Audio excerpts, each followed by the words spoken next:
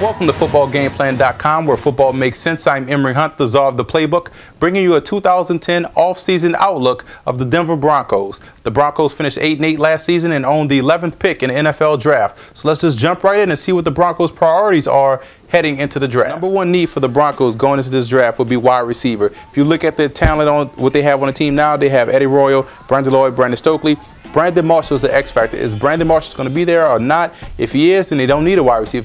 If he's not, then they have to go wide receiver. So right now, I think he's leaning toward not being there. So I'm going to say wide receiver would be the number one priority. You look at a guy like Dez Bryant. You also look at a guy maybe like Demaryius Thomas from Georgia Tech, a big body guy, 6'3", 229, in the same breadth of a Calvin Johnson, a guy that can go up at his highest point, get the ball, and can also block downfield to help out No-Show Moreno on that running game.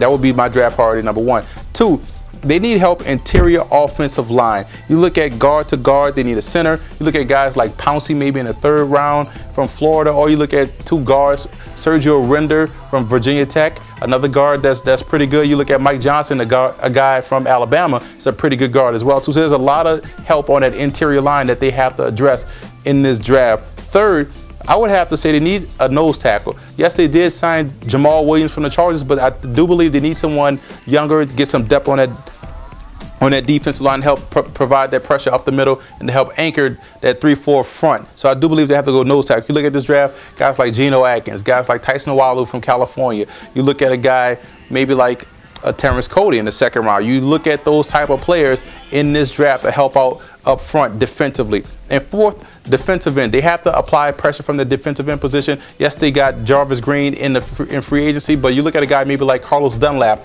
who's going to be falling out that first round, maybe second round, third round. You could probably pick up a guy like Dunlap to help out on the defensive end, or you maybe look at a guy, if you want to take a chance, you do have an opportunity to take a chance on a guy like Brandon Graham from Michigan to help out at the defensive end position.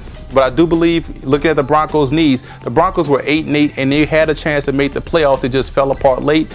I do believe the Broncos have a team in place now that can make a run for the AFC West title. They have to get better, more consistent at the quarterback position, and they have to find an answer for Brandon Marshall if he leaves. But I do believe the pieces they added defensively, I think they're going to be fine. You look at guys like Champ Bailey, Alfonso Smith. You also look at McBath, the safety out of Texas Tech that they had last season. But I do believe with Dumerville rushing the passer, they have to get stronger on that defensive end, defensive line, offensive line, and wide receiver. I do believe the Broncos are headed in the right direction, and it should be one of the teams to look to finish as well as they started in 2010.